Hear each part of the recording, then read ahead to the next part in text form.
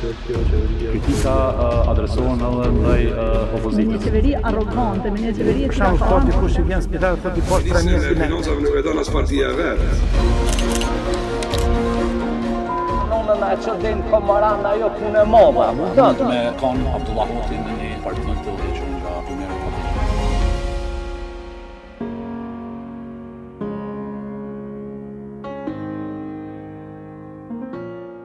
Miqtë e gazetës Infokos dhe televizionit Dugagjini.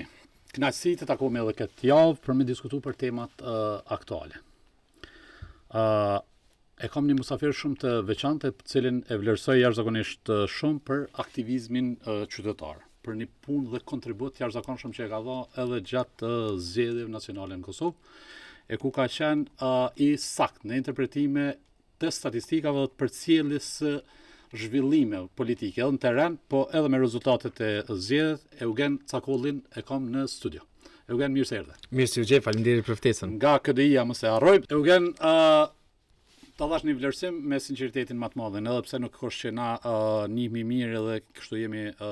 miq, nuk ta dhash këto për shkak të miqësisë personale që kemi, por për ne konsideroj që kemi bërë një punë të jashtëzakonshme, edhe që po je shumë aktiv. Që në fakt po mungojnë profile sikurti në këto kohë të fundit. Faleminderit shumë, e vlerësoj jashtëzakonisht shumë këtë vlerësim në raport me punën tonë. Është e vërtetë që këtë vit sidomos është dashur edhe për shkak të imponimit që kemi pas për shkak të dështimit institucional, në radhë parë për shkak të dështimit të KQZ-s, e pastaj një lloj ambiguiteti që kanë bizotruar në skenën tonë politike, ku partitë kanë tentuar, në veçanti partia fituese e zgjedhjeve për shkak të pamundësisë për ta jetësu vullnetin shqiptar të nëntë shkurtit, ka tentuar me imponu skenare e opinionet caktuar në raport me procedurat sidomos, cilat na kanë imponuar me qenë pak më aktiv, po që normalisht është pjesë e misionit ton, edhe si organizator, po edhe jone si stafe, si individ, që me tentu që të paktën atëherë kur kërkohet mas shumti, me pas një interpretim objektiv, të bazuar në procedura e fakte që shpesh heri mbjetojnë gjitha retorikave, diskurseve që i kemi këtu në Kosovë. Por është bagje vështirë, si me thonë, me demasku që të propagandë. Të paktën na po e bëjmë punën tonë, por nuk e di sa po e ka efektin të qytetarët. Fatkeqësisht, unë besoj që nuk e ka efektin e dëshiruar. Këtë e shohim duke pas parasysh që përkundër që jemi në muajin e dytë, gati të tretë, që nga periudha kur është duke u tentuar të imponohet një procedurë në kuvend, e cila është duke bllokuar procesin, ende nuk ka nivel të mjaftueshëm pakënaqësisë qytetare. Pra, në bazë të sondazheve del që mbi 2/3 e qytetarëve nuk janë të kënaqur me gjendjen, por që në anën tjetër shumë pak, por të mos thënë as pak, nuk kemi reagim qytetar. Pra, është e çuditshme, paradoksale se si në një vend ku kriza përveç efekteve politike tashmë ka impakt të drejt për drejt ekonomik, po flasim për afërsisht 1 miliard euro fonde të bllokuara, të pamundsuara ose të zvarritura, cilat janë peng i vendimarrjes politike në kuvend, mungesës një vullneti politik, e mbi gjitha mungesës një kulture politike që kompromisin vend se të shihet si vlerë politike, në fakt është antagoni e madhe dhe që shpesh herë paraqitet sidomos nga lëvizja vendosje si e keqja e gjithë politikës, ku në vend se të tentohet që të ketë marrëveshje, tentohen që të anatemohen sa më shumë që të jetë mundur oponentët politik, në njërin anë që të pamundsohet konsensusi, në anën tjetër që të gjendet një lloj fajtori kujdestar për gjithçka të keqe që ndodh në vend. Eugen, do munal edhe pak qëtu, na e dim qysh lëvizja vetëvendosje për një 17 vjet në opozit konsideroj që është kanë model se qysh duhet me kontribu me bën një shoqëri aktive. Një shoqëri që reagon edhe nuk bën kompromise me asnjë të keqe që mund të jetë për qytetarët edhe për vendin. Qysh mrrini kaq shpejt, si me tha, për mrena një mandati me përmbys këto. Ki parasysh, kanë shku në për universitete, kanë shku në për grupe trive, jënë ka aktiv në për kejt mediat, jënë ka shumë bashkëpunues me shoqërinë civile, si themi për me dhonë një kontribut edhe mi luftu çdo fenomen negativ e çdo aferë skandal në këtë shoqëri në idenë e mirë që me kriju qytetëri aktive që çdo herë është e gatshme me dalë, me protestu, me ngrit zonin për këto fenomene, dhe tash sikur krijohet një përshtypje që kjo është përmbys. Nëse shihet në gjenezë, pra vetë formimi i lëvizjes vetëvendosjes si subjekt vjen pikërisht në sajt një lëvizje qytetare në radhë parë, pjesë e shoqërisë civile, e pastaj që më vonë transformohet në lëvizje politike cila i rreket garës për pushtet. Në anën tjetër, nëse qytetarët nuk e kanë harruar, në zgjedhjet e vitit 2017, por në veçantë të vitit 2019, një prej maksimave kryesore të lëvizjes vetëvendosjes në zgjedhje ka qenë ata dhe një pjesë e shoqërisë civile dhe mediave që mund të jenë kundërbalanca e pushteteve të deriathershme. Unë besoj që kjo ka ndryshuar në vitin 2021 në sajt të dy faktorëve. E para, fitimi i një pushteti masiv për shkak të asaj që ka ndodhur në vitin 2020, pra me largimin nga pushteti në mes të pandemisë, ku pastaj lëvizja vetëvendosje ka filluar që të portretizoj shoqërinë civile në tërësi, sidomos eksponentët kryesorë të saj, si e keqja ose pjesës së keqes së madhe që ndërlidhet me pushtetet e kaluara, apo një grup i cili tenton që gjej gjithçka të keqe në kuadër të çdo qeverisje, që nuk është e saktë. Unë besoj që media dhe shoqëria civile kanë qenë ndër arsyet kryesore, sepse në Kosovë kemi pasur një diskurs i cili ka arritur që t'i ekspozoj shumë prej keqpërdorimeve, qoftë në nivel qendror, lokal, të institucioneve të pavarura e të tjera, që unë besoj kanë qenë baza për ndërtimin e narracionit që ka sjellë lëvizjen vetëvendosje në pushtet. Së dyti, unë besoj që lëvizja vetëvendosje ka treguar veçanërisht gjatë 4 viteve të fundit që nuk e duron kritikën, që është problem jashtëzakonisht i madh. Pra kushdo që ka tentuar që të ketë kritikë, qoftë ajo edhe konstruktive, është tentuar që të etiketohet si pjesë e një kritike që buron diku tjetër, jo si rezultat i monitorimit sistematik në rastin e shoqërisë civile, por edhe mediave. Në fakt, ajo çfarë po shohim është që çdo skandal i ekspozuar shihet si pjesë e një lufte speciale hibride, që përveç se nuk qëndron, unë besoj që është e rrezikshme si retorike, si diskurs, për shkak se dekurajon njerëzit që të merren me pushtetin. Edhe dëmton demokracinë. Absolutisht, sa më pak zë kritik, sa më pak shoqëri civile e media, ekziston rreziku që të ketë më shumë prirje autoritare në rastin më të keq. Edhe pse unë besoj që për shkak të sistemit politik, mënyrës së konsolidimit institucional, fokusit madh ndërkombëtar në Kosovë është pothuajse pamundur që të kemi sisteme të tilla, prapse nëse arrim në pikën ku njerëzit peshomin i tendencë. Absolutisht, nëse arrim në pikën ku njerëzit nuk do të flasin për shkak se e dinë që ekziston rreziku që përmes strukturave politike, mbas edhe parapolitike, ne kemi parë vetëm gjatë muajve të fundit, sidomos pas zgjedhjeve të nënshkurtit, janë të përditshme rastet e sulmeve të eksponentëve më të lartë të partisë në pushtet, qofshin ata zyrtarë me funksione publike apo edhe zyrtarë tjerë që kanë funksione brenda lëvizjes vetëvendosje, udhëheqin ato strukturat e brendshme, cilët tentojnë që të sulmojnë ata që janë më të zëshmit në kundërshtim të praktikave, qoftë mbrapshtat funksionimit institucional, apo thjesht që ekspozojnë këtë kulturën e keqe politike të anatemimit kundërshtarëve deri në pikën ku konsensusi bëhet i pamundshëm, dhe në anën tjetër edhe kur ka përpjekje për të pasur konsensus apo marrëveshje nuk janë të sinqerta, siç e kemi parë në 2-3 raste gjatë javëve të fundit. Eugen, a ke prit në fakt që transformim që ka të madh televizijës vetëvendosje? Domethënë më shumë jam ty dash me trajtu kështu si fenomen. Nëse na thuajse gjithë kontribuam, jo në direkt me se ka herë po keq kuptohet, nuk kemi qenë pjesë e lëvizjes vetëvendosje, po si më thon ty ekspozu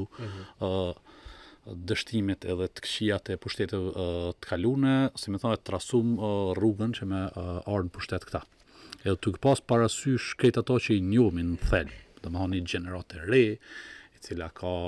energji, e cila ka vullnet, e cila dën që të dën mi quqit proceset përpara,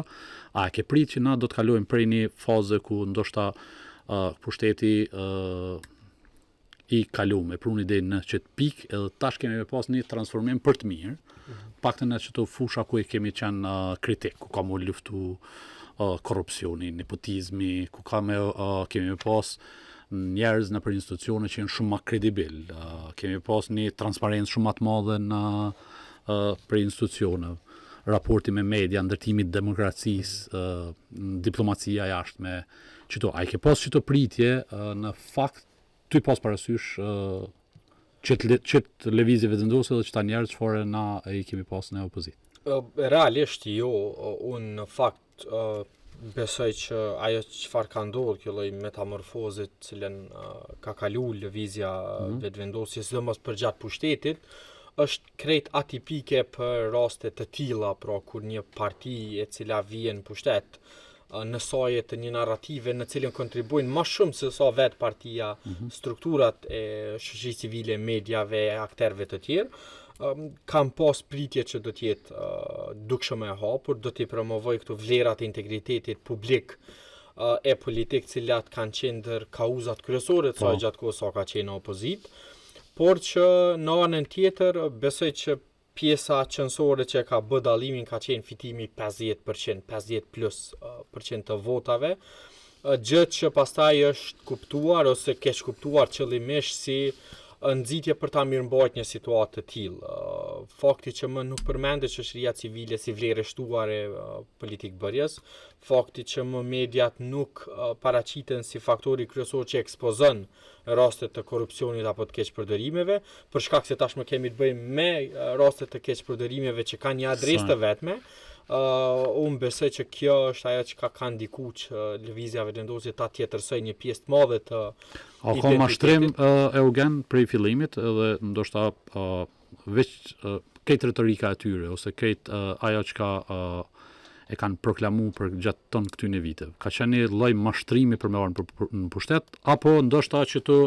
ja thej qafin që ky 51%. Unë nuk besoj që ka mund t'jetë plotësisht mashtrim për dy arsye. E para, nuk besoj që as vetë partia në fjalë ka pritur që ndonjëherë do të arrijë tek 50%. Pra ka qenë një momentum në vitin 2020, pas së cilit kemi pa një mentalitet tjetër të qeverisjes e të atakimit në raport me paljet e tjera, qofshin partitë politike opozitare, qofshin media, shoqëria civile, ose kushdo që ka pasur zë kritik. E unë besoj që faktori kryesor këtu ka qenë në radhë parë frika pastaj nga humbja e pushtetit. Pra, në momentin kur kanë arritur në pikën kur kanë pasur më shumë se gjysmën e pushtetit vet, ka qenë pika ku të njëjtit kanë kuptuar që tashmë janë targeti gjithëve, për shkak se për dallim nga situatat e tjera ku barën e përgjithësisë e kanë pasur nëse jo në mënyrë të barabartë, në mënyrë të përafërt gjithë ata që kanë qenë pjesë e qeverisë, që nga viti 2021 ka qenë një adresë vetme ku është trokitur edhe për sukseset, por edhe për dështimet e mangësit, keqpërdorimet e tjera. Dhe fakti që kanë qenë në spotlight, pra në hijen në reflektim, pra se çfarë po ndodh, besoj që ka qenë ajo që i kanë nxitur në këtë luftën, pastaj që nuk ka qenë dhe nuk është fare tipike për lëvizje të tilla siç është rasti i lëvizjes vetëvendosje. Eugen, nëse e bëjmë një balans të pushtetit 4 vite në mandat të plot të pushtetit të Kurtit. Sa mundet me kam me përqindje, si më themi, aty ku është mi adhon hakin, duhet me thonë që ka punë mirë edhe pjesa e dështimeve ose starkeqa e thuajse një pjesë të madhe të proceseve në këtë vend. Një kthesë e madhe është bë, edhe është prit që lëvizja vetëvendosje me ardhmën pushtet të lëvizjes vetëvendosje ka me u bën një ndryshim, si me thonë, këto frymën e zhvillime politike që ndodhen prej përfundimit luftës së kënej. Po që kjo, çfarë rezultate sjelli, ose a sheh që në një të ardhmet jo të largët, ndoshta si themi me orientu ose me qit do korniza që për një me mund të ketë një zhvillim më të madh, apo jemi të shku të stërkeq sa më shumë këtë vend, kuptimin e temave sociale dhe ekonomike dhe politike dhe diplomatike. E para, besoj që për me pas një vlerësim duhet me nda në fakt në kategori. E para, ma kryesorja, besoj të kultura ndryshe e politikë bërjes, besoj që nuk kemi ndonjë përmirësim. Për dy arsye. E para, për gjatë kësaj periude kemi parë raste kur individ të caktuar që kanë qenë pjesë e pushtetit, qoftë pozita ministrore në për pozita diplomatike, edhe kur kanë qenë target i ndjekjes penale nga ana e institucioneve, ka vazhduar avazi i njëjtë i mbrojtjes politike të tyre, sidomos nga leadershipi institucional me në krye normalisht zotin Kurti si kryeminist. Ajo çfarë ne kemi pritur ka qenë që edhe kur ngritet një akt akuz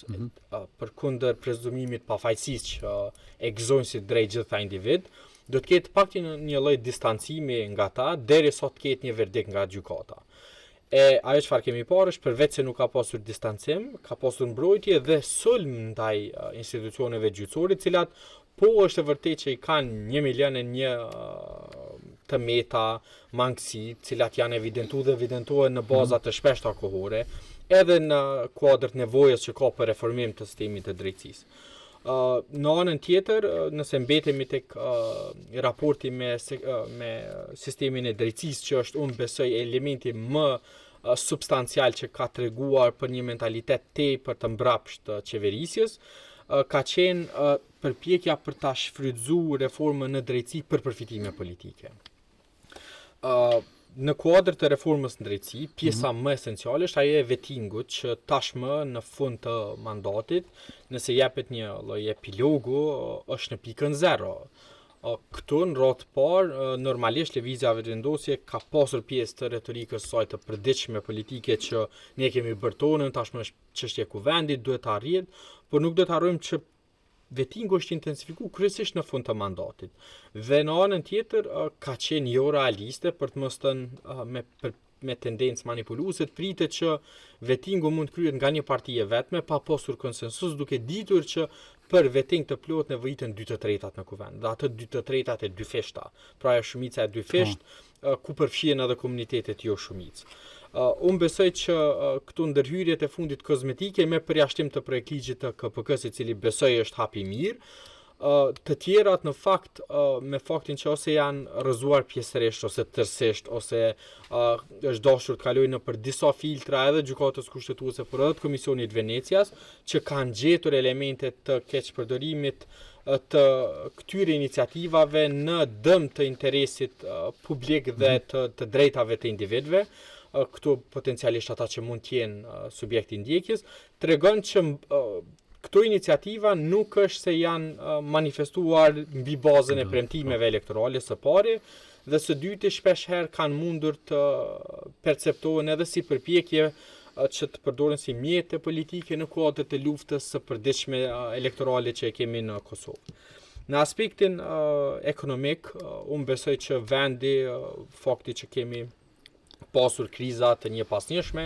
tregon që nuk jemi as pak më mirë sa që kemi qenë, po ka pasur formalizim të ekonomisë në saj të disa masave, që është hap për të përshëndetur, por në kuptim të zhvillimit ekonomik është e diskutabile edhe mbas edhe për shkak të modelit qeverisës që ka shtyrë përpara lëvizjave vendosje si parti e krahë të majt. As qeton nuk e kam parë në fakt. Përpjekja ka qenë që përmes ndarjes së skemave sociale të blihet një lloj paqe sociale, sidomos në momente të krizës, që deri diku për ta ka rezultuar e suksesshme, pra përkundër ngritjes së çmimeve, inflacionit e elementeve të tjera të cilat shkojnë në dëm të parametrave ekonomik, nuk është se kemi parë reagim qytetar për shkak se janë shpërndar këto mjete, dhe që orientimi nuk ka qenë drejt zhvillimit ekonomik përmes projekteve kapitale, sepse nuk e kemi gati asnjë të tillë në 4 vitet e fundit, por ka qenë për të blerë pra këtë lloj paqen përmes skemave sociale, 100 euro, shtesat e të tjera, cilat po janë të nevojshme, pra nuk duhet ta bëjmë këtë gabim, sepse shpesh kjo është edhe baza mbi cilën pastaj sulmohemi më shumti. Nuk është se jemi kundër as rritjes pagës minimale, as shtesave, as mjeteve për lehonat për fëmijët e tjerat, gjitha janë të nevojshme, por në kuadër të funksionimit ekonomik pa investime kapitale, gjitha këto janë investime afatshkutra që nuk sjellin zhvillim. Që kështu ka rezultuar në fakt, Dhe edhe në me fakt punësimet këtë edhe për me këto të Absolutisht. Së fundi në raport me diplomacinë, diplomacia edhe veriu. veriu besoj fakti që lëvizja vendosje i ka kushtuar më shumë të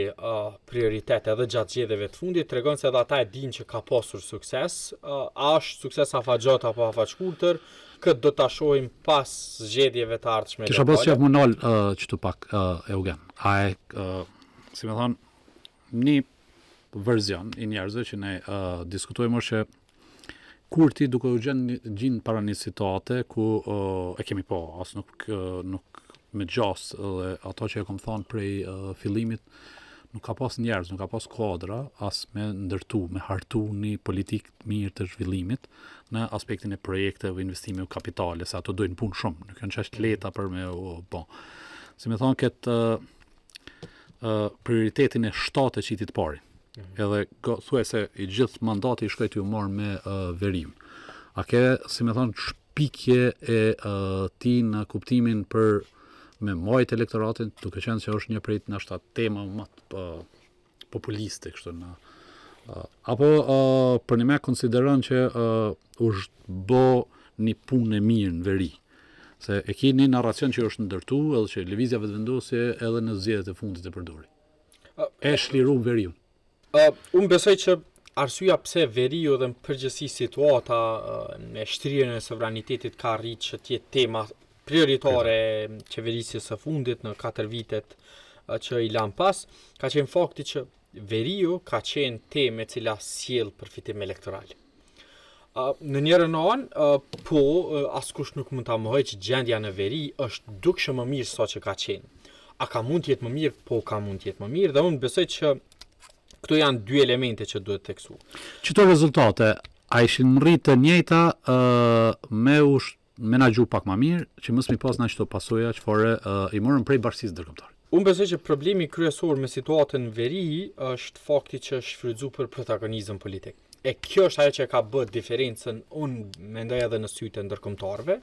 Së pari, ajo çfarë ka arritë që kjo qeveri ta bëj suksesshëm ka qenë shtrirja dhe argumentimi që situata në veri duhet ndryshoj drastikisht për shkak se nuk mund tolerohet ekzistimi një lloj shteti paralel që kontrollohet nga struktura kriminale dhe këtu besoj janë pajtu jo vetëm publiku në Kosovë, po edhe aktorë ndërkombëtarë. Po bashkia ndërkombëtare gjithherë u shkon zeshme me luftu bandat kriminale atje. Problemi ka qenë A kanë mujt me u luftu bandat kriminale në veri me strukturat e ndërtuara, si themi me një polici ku ka pas edhe serbë dhe shqiptarë, edhe ku ka çaja strukturë ndërtuara për çdo vite përparësisë. A ka mujt me u mrrit ky rezultat? Po, me disa pikpyetje për shkak se ajo çfarë kemi pas që strukturat e sigurisë në veri kanë qenë të dirigjuara nga një pjesë e madhe nga Beogradi, po së dyti edhe për shkak të ndikimit që ka pas në relacionin ndërretnike në mes të shqiptarëve dhe serbëve. Unë besoj që problemi kryesor ka qenë kur veriu është fillu të shndrohet në fush marketing politik. Fix, sidomos për 2 apo 3 prej ministrave kryesor të kësaj qeverie. Përfshirë këtu ministrin e punëve të brendshme, ministrin e administrimit të pushtetit lokal dhe në disa raste edhe Qeveria ka shkuar deri sa edhe ministri i financave, ministri i bujqësisë, ministra të tjerë, pra është kuptuar që veriu mundet me u përdorë si kartë e cila sjell vota. E unë mendoj që ky ka qenë momenti kur pastaj ndërkombëtarët kanë tentuar që ta zbusin këtë situatë, fillimisht përmes kërkesave dukshëm kategorike për mënyrën se si duhet ta arrihet tek ekstensionimi i veri, e pastaj drejt tek masat dhe sanksionet që janë unë besoj dështimi më i madh politik i kësaj qeverie, pra në situatën ku po në njërin anë ka pasur përkraje, sidomos pas sulmit terrorist në Bajnsk, ka pasur përkraje ndërkombëtare për gjithë çfarë po ndodh. Në anën tjetër nuk kemi arritur që ta kapitalizojmë jo vetëm favor tonë, por ne jemi nën sanksione përkundër situatës atje. fakti që është përmendur, diskutuar që pastaj ka pasur lista të ndalesave edhe nga forcat e KFOR-it se kush mund e kush nuk mund të shkojë në veri e të sillet kurdo që ka intervenime policore, është tregues se ndërkombëtarët problemin e kanë pasur me shfrytëzimin e veriut për marketing politik në nivel qendror, gjë që pastaj ka pasur ndikim të drejtë për drejtë edhe në raportet drejtnike në veri. Pra po situata në veri është dukshëm më e mirë se që ka qenë, për shkak se më nuk kemi struktura kriminale që kontrollojnë jetën e përditshme, po në anën tjetër a mund mbahet veriu me forca policore e ky është problemi i cili nuk i ka dhënë përgjigje të plotë. Por allaja që është e përbashkët në krejt reagimet e bashkisë ndërkombëtare, prej ambasadës amerikane, të gjitha përfaqësi diplomatike që janë në Kosovë, ne përbashkët u kanë që në çdo reagim është u ka një paragraf ku ka thonë duhet të jenë të koordinuara. Veprimet duhet të jenë të koordinuara. Domethënë asnjë rast nuk kemi pas na që ka reaguar bashkia ndërkombëtare pse ti ke hyrë në veri edhe ke gjetë armë, ke shku ke luftu kontrabandën edhe ke bërë këto veprime. Mirë po, kritika më e madhe ose që vim deri te pasoja ka qenë pikërisht kjo, marketingu politik edhe ekspozimi aty përmbi urën në këto veprimet e këtyre, por edhe mungesa e një koordinimi. Çështja e koordinimit unë besoj është pse nuk e ka bë Kurti duke pas parasysh ton këtë mbështetje që na e pam që u dha prej 2015-2019 dhe pastaj edhe 2021. Unë besoj janë dy faktorë. E para është koordinimi me ndërkombëtar do t'ja kishte humb shkëlqimin në thojza situatës në veri, sepse nuk do të mund të ishte shitur nga lëvizja vendosje tek elektorati si sukses i plot i saj. Ja, sa koordinimi në termat diplomatik bëhet mbrana zyre, mbrapa jo në prezencën e kamerës. Problemi ka qenë që lëvizja vendosje ka instaluar një diskurs që koordinimi nuk kupton nën shtrim, e bile është një fjalim që koordinimi është subordinim e tjera. Dhe unë besoj duke e ndërtu një narrativ të tillë që në veshin e shqiptarit zakonshëm rezonon shumë më lehtë se sa nevoja për koordinim me ta, për shkak se nuk duhet harruar që ndonse është refuzuar koordinimi, ka pasur raste kur në gjysmën e natës kryeministri të thonë që ka marrë informacione nga një ambasador, cilat as strukturat e mia të sigurisë nuk i kanë pasur. Pra tregon që koordinimi në disa raste nuk ka qenë veç koordinim, ka qenë bashkërendim. Pra çfarë mund bëhet në një momentum caktuar që të arrijet një sukses në anën tjetër. Së dyti është tepër me rëndësi të teksohet që problemi ka qenë që madje unë kujtoj ka qenë një deklarim publik i zotit Kurti para disa vitesh, para se të jetë kryeministër, që duhet shihet nëse numri apo niveli i krimit për kokë banore në veri është më i madh se në jug. Unë kujtoj që ai në atë kohë argumentonte që kemi shumë krim në jug se sa që kemi në veri. E në anën tjetër, përkundër rasteve masive, qoftë të vrasjeve, unë kujtoj ka qenë një periudhë krimi më i madh kjo në Prishtinë se sa në pikërisht, nuk e kemi parë ministrin e punëve të brendshme të sillet në përqendër të Prishtinës kur në baza ditore apo javore ndodhin sulme, vrasje, plagosje të tjera. Dhe unë besoj që në këtë drejtim ka qenë më së qartë që fokusi kryesor i vendosur tek pjesa veriore e vendit dhe të shtrirja sovranitetit atje, ka qenë në mungesë të sukseseve të prekshme në pjesën jugore, në kuptim të politikave, masave afirmative, ndonjë zhvillimi apo investimi kapital që do të mund përdorej si sukses. Pra, ne qëndrojmë keq me ndërtim të infrastrukturës, ne qëndrojmë keq me politika arsimore, deri diku keq me ato shëndetësore, pra në gjitha sferat tjera të politikave publike, ne nuk jemi më mirë sa që kemi qenë para 4 vitesh, apo progresi është minimal. Por në sajt kësaj, fokusi është tek veriu, sepse në bazë të matjeve tona, në 80% të aktiviteteve të lëvizjes vetëvendosje në zgjedhjet e fundit, në fushatën për zgjedhjet e fundit, tema bësht ka qenë veriu. Kjo tregon që s'ka qenë 2019-2020. Që s'ka qenë vitin 2019 dhe është kuptuar tash. Madje u kon kritik sepse kemi nevojë na me u marr me Serbinë dhe me diskutu me Serbinë kur na mujmë ndërtu shtetin duke u marr me problemet tona të brendshme. Nga diskursi që në vend të dialogut me Serbinë duhet negociojmë me serbët lokal, tashmë ka pas përjashtim të plotë të diskutimeve me serbët lokal. Pra i gjithë diskutimi ose ka qenë inexistent apo ka qenë në kuadër të dialogut me Serbinë, në kuadër të asaj që është tentuar të shitet si dialog, por ka qenë më shumë monolog, ne nuk kemi asnjë sukses në kuadër të dialogut, dhe që për të mirë apo për të keq mbetet të na tregoj koha, por në parim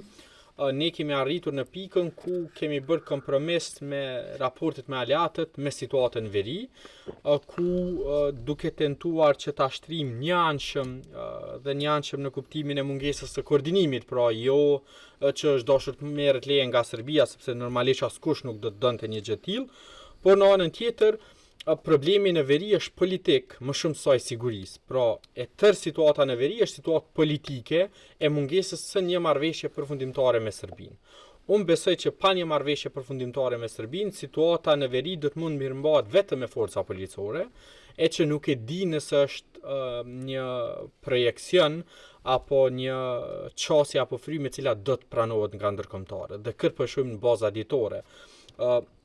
Unë besoj që në kuptim të marrëveshjeve, po sot çfarëdo marrëveshje që arrim, qoftë në raport me strukturat paralele, përdorimin e dinarit, targat, e një sër suksesësh tjera që i kemi arritur, mund të jetë më e mirë sa që mund ta kemi pasur para 4 vitesh.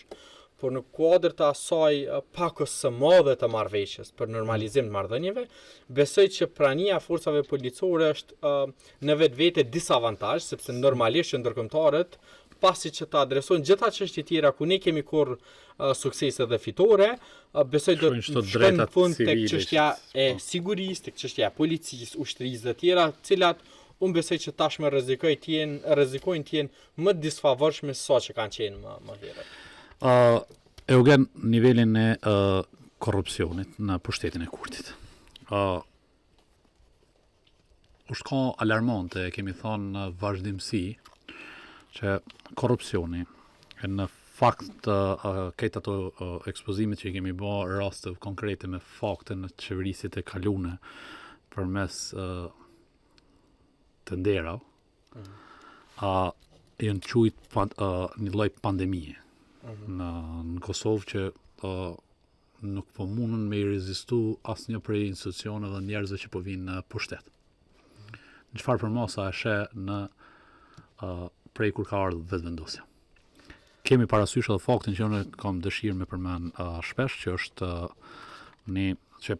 konsiderohet që nëse mediat mrin me ekspozu ose me faktu 10 afera korruptive, presupozohet që 90 të tjera është thuajse e pamundshme në çdo vend, madje edhe aty ku është media e shoqëria civile shumë më e zhvilluar. Në raport me korrupsionin duhet gjyku në dy perspektive. E para, në bazë të matjeve ndërkombëtare, Kosova qëndron shumë më mirë sa që ka qenë në vitin 2020 e 2021. Po këtu duhet theksuar, këtu është një hile e vogël që është shitur në sytë e opinionit publik.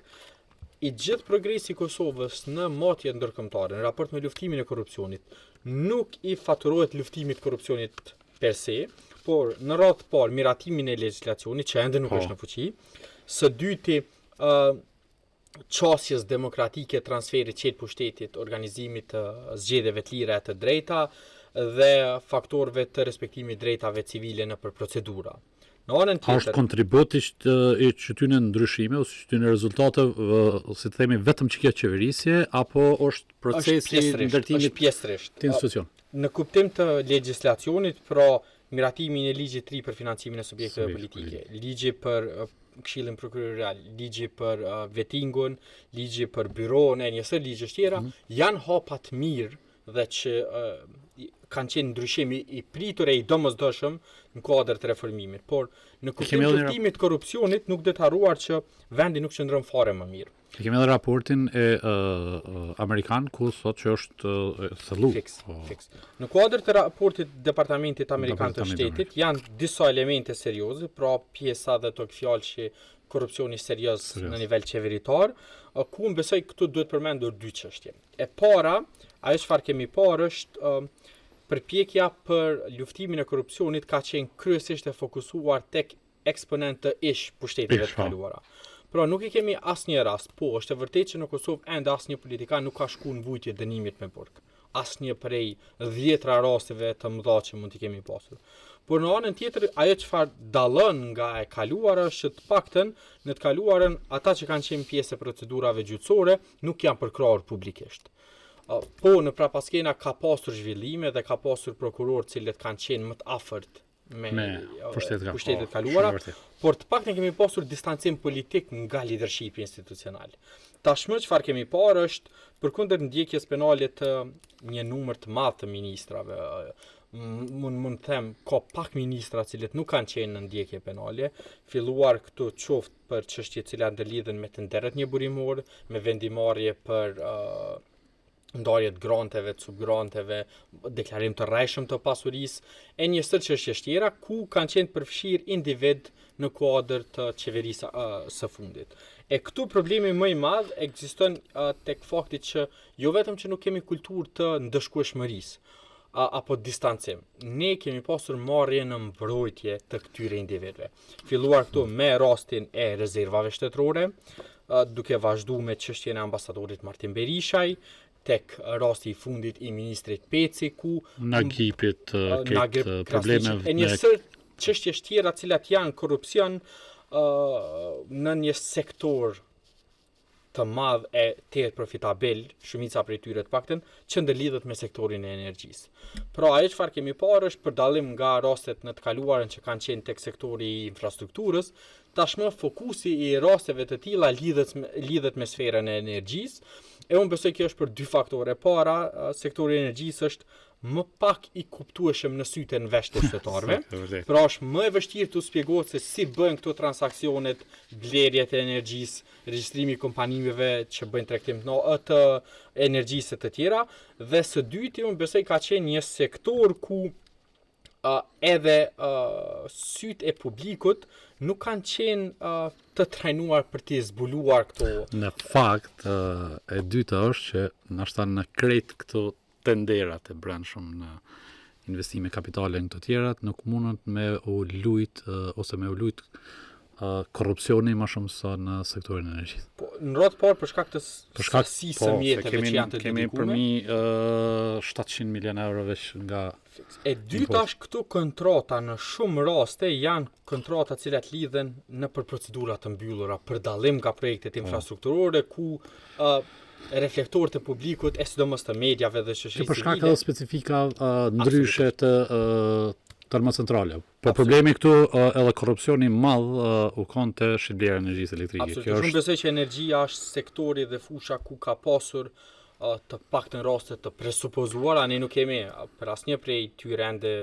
vendim të formës prerë ku dënohet dikush, por ajo çfarë shohim është që ka akt akuza, pra ka tym.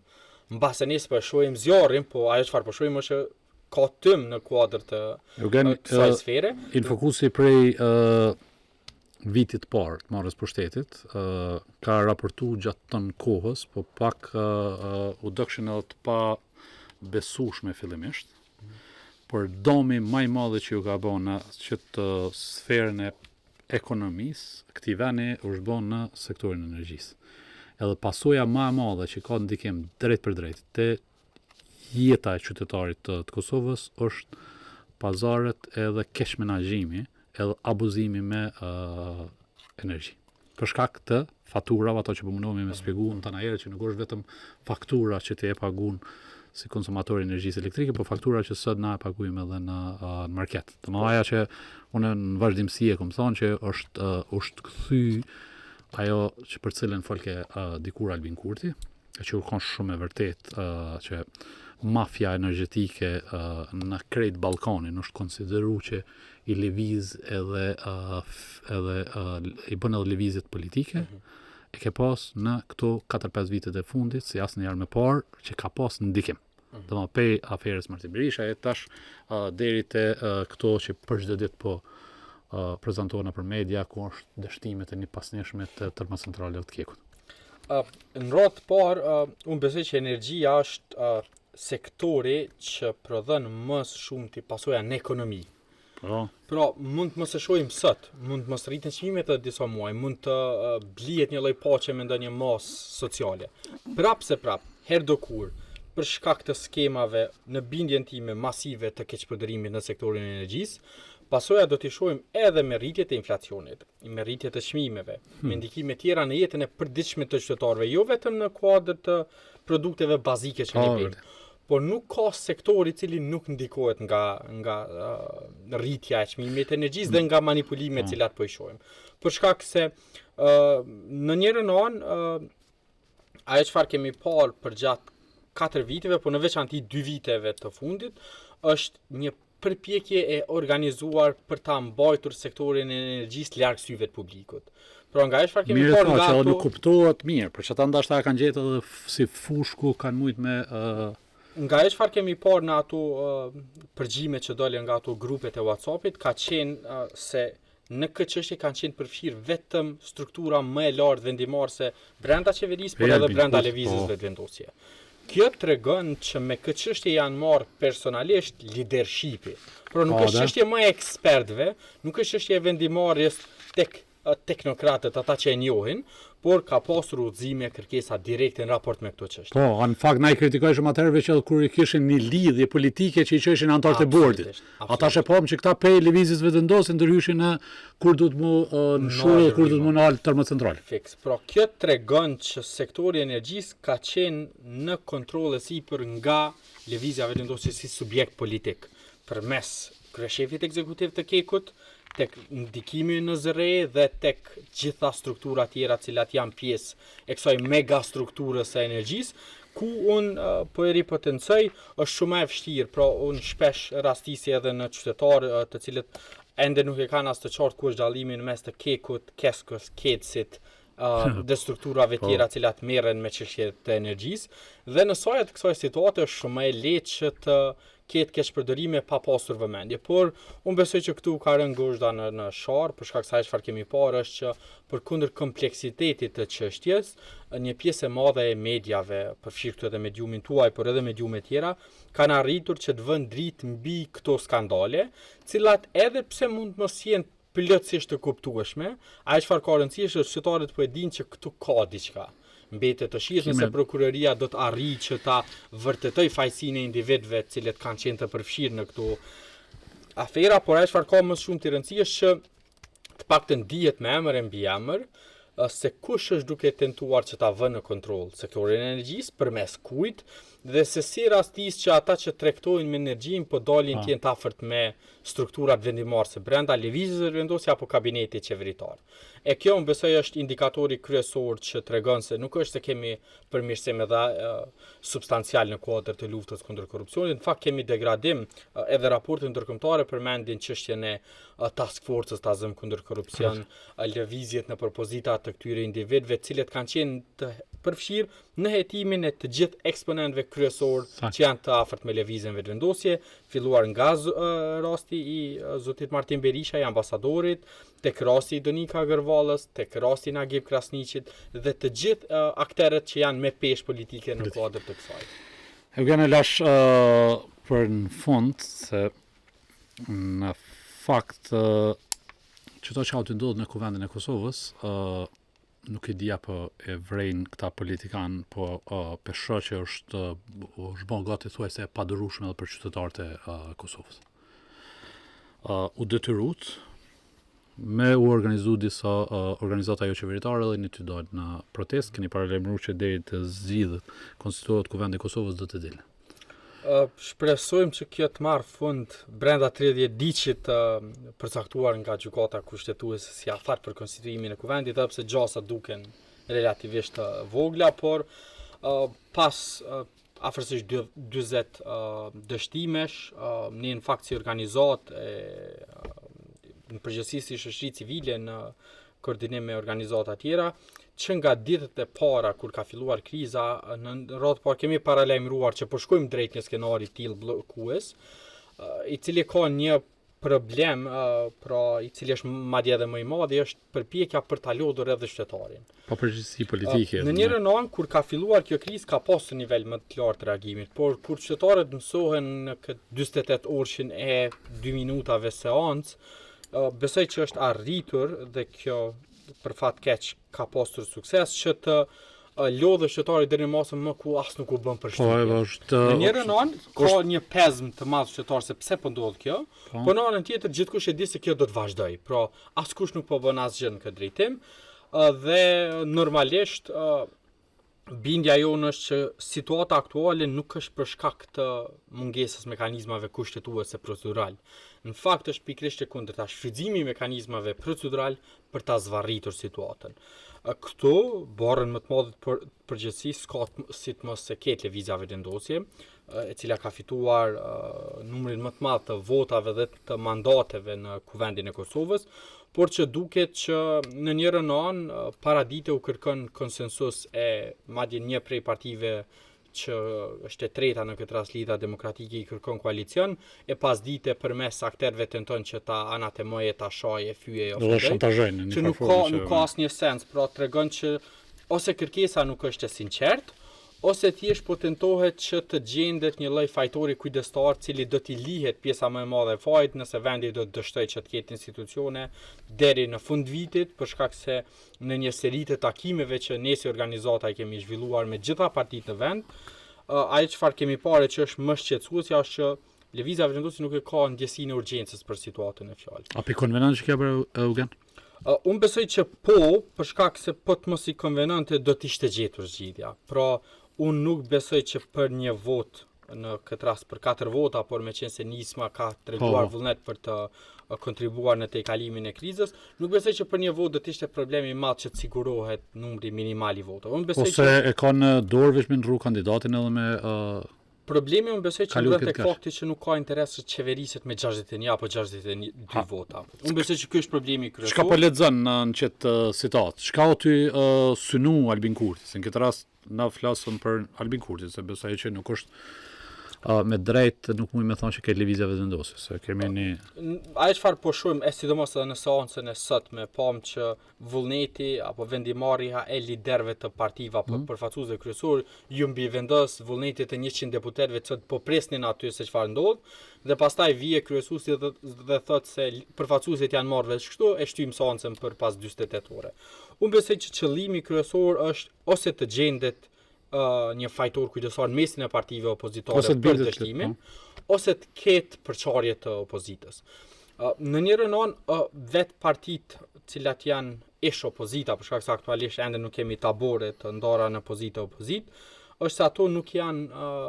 as uniforme e as homogjene në kuptim të qëndrimeve politike. Që situatë për shfrytëzon tash kurti. Po, dhe në këtë drejtim, kjo normalisht që deri diku i shkon për shtati, sepse lëvizja vendosje është duke vijuar me vendimarrjen qeveritare, por ata po vijojnë sikurse janë qeveri me mandat të plotë, dhe edhe publikisht tashmë është bërë qartë që ju jeni duke na zgjatur mandatin. Pra është duke tentuar me çdo kush që opozita të shihet në sytë e publikut si fajtorja për krizën aktuale, ndonse në bazë të matjeve nuk duket që ja kanë arritur suksesshëm, sepse një pjesë e madhe e qytetarëve fajin ja atribuojnë partisë fituese të zgjedhjeve.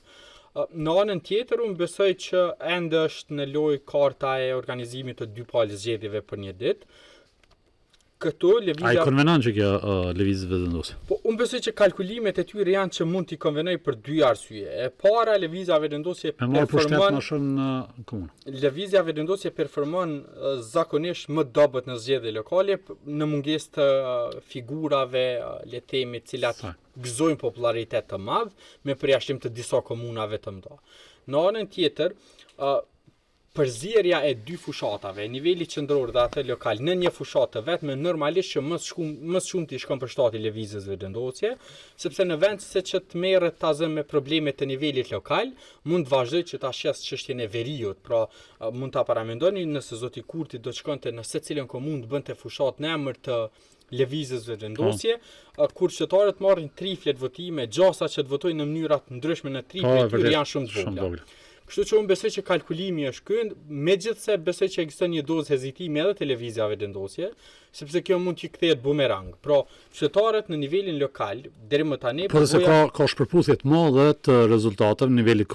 komunal me nivelin qendror. Do të them ka komuna ku në zgjedhjet nacionale del 60%, ndërsa në zgjedhjet lokale është 3-4. Po unë besoj që dallimi është që prap e përsin më të madhe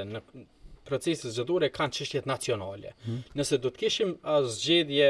parlamentare dhe lokale bashk, unë besoj që çështjet e nivelit lokal do të binin në plan të dytë ose të tretë, sepse fokusi do të ishte tek çështjet e interesit nacional. Pra, e këtu lëvizja vendosje me situatën e veri, me masa potencialisht që do të mund të ndërmerren deri në atë kohë, do të arrinte që ta fitonte një nivel më të lartë të votave se sa që e ka fituar. Kjo unë po e rifleksoj që mund të jetë me dy teha, pra mund që të sjell efekt bumerang tek lëvizja vendosje, sepse pastaj mund të humbas edhe në nivelin qendror, por që fakti që kemi të paktën një, mbas edhe dy parti në mesin e partive që janë pjesë e taborit tjetër, në këtë rast PDK, LDK dhe AK, që nuk u konvenon ideja e këtyre zgjedhjeve, është indikator që në fakt as vetë opozita nuk është e përcaktuar se ai konvenon ky opsion apo jo, por që për te pjesës politike, organizimi dy palë të zgjedhjeve do të ishte një makt logjistik për KQZ-n. Pra KQZ-ja me 6 muaj përgatitje dështoi në organizimin e procesit zgjedhor të paktën në natën e zgjedhjeve. Ka pas kohë 4 vjet. Absolutisht. E tash mund të paramendojmë me 2-3 palë komisioner, me numërime të shumta, ne mund të jemi me muaj të tërë në proceset numërimit e trinumërimit, vetëm paramendoni po flasim për afërsisht 6.000 kandidat që do të mund t'i rrekeshin garës, që është një numër i jashtëzakonshëm i kandidatëve, që disa prej tyre 5.000 do të mund të ishin duke garuar për nivel qendror, një pjesë e tyre edhe për nivel lokal, për shkak se nuk është ndaluar që dikush të garoj edhe për kryetar komune edhe për deputet njëkohësisht. Tash vetëm paramendoni një kandidat që është pjesë e 2 fletë votimeve të ndryshme, numërimet pastaj ndodhin në qendra komunale, 3 fletë votime, 2500 vend votime, 1 milion votues, pra po flasim për 6 milion vota afërsisht cilat do duhej të numëroheshin në kuptimin e votës preferenciale, pra 10 kandidat, që është një makt i cili unë besoj që unë besoj që është absolutisht e papranueshme dhe shpresoj shumë që do të arrihet që brenda këtij afati 30 ditor të gjendet ndonjë zgjidhje. Nëse na dim me zgjedhjet që atëherë nuk kemi edhe këto kriza këtu. Eugen, faleminderit shumë. Edhe për fund vlerësoj për mendimin tim dhe vlerësimin tim me kjo 10 që për këtë shpirt aktiv edhe për punën që ti e bën. Uroj dhe shpresoj me pa edhe shumë djeme që ka të reja sikur ti. Faleminderit shumë Shkëlzen, ishte shumë kënaqësi, shpresoj edhe unë që të ketë sa më shumë aktivizëm në kuadër të një vendi të vogël që ka shumë më shumë potencial se kaq. Shumë faleminderit. Kritika adresohen edhe ndaj opozitës. Me një qeveri arrogante, me një qeveri Për shembull, ka dikush që vjen në spital thotë i poshtë Nisën e premierës financave nuk e don as partia e vet.